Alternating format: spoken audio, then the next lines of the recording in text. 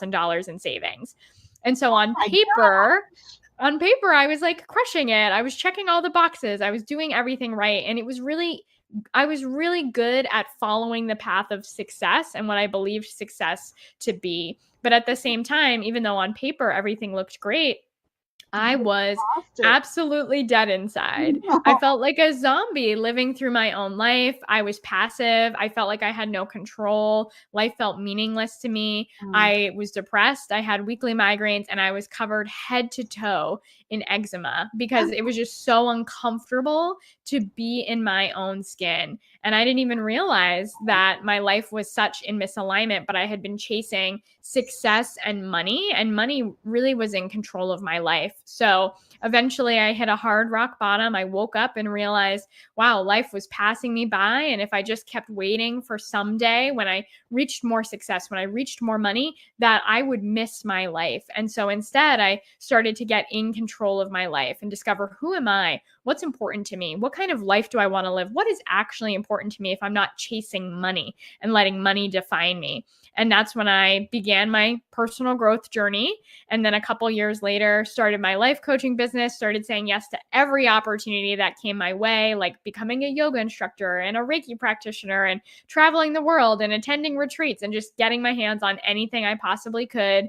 And then about a year into my business, I realized that, wow, money really is the thing that has held me back in my life and that holds most people back in their lives. So when it comes to living my own abundant life that I love, transforming my relationship with money really was the key. And I find that that is the key for other people as well. So that's when I shifted my whole business and whole purpose to focus specifically on this mission.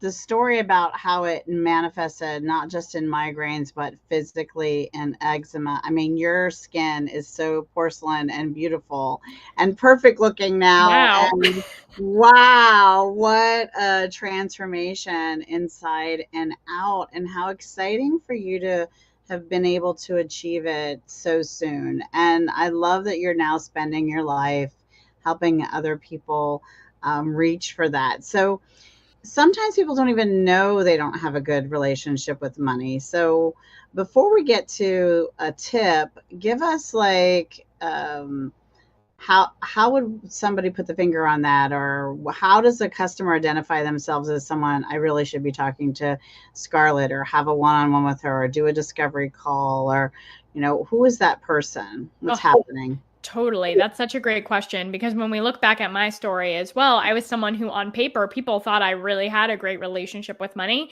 and yet I didn't. And it's hard to think about like what your relationship with money even is. And so your relationship with money is made up of three things. It's how you think about money, how you feel about money, and how you use your money. So it's made up of your primary beliefs, your thoughts, your emotions, and what your bank account actually looks like, how you spend your money. And those are the three areas that really define your relationship with money. So you could be someone who has good amounts of money in the bank account, but you don't really know where it's going. It feels like it's slipping through your fingers. It feels like no matter how hard you work or what you do, it's never.